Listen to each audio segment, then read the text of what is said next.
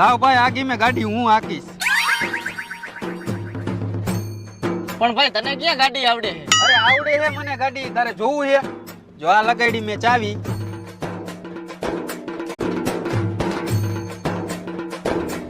શું કરે હે આ?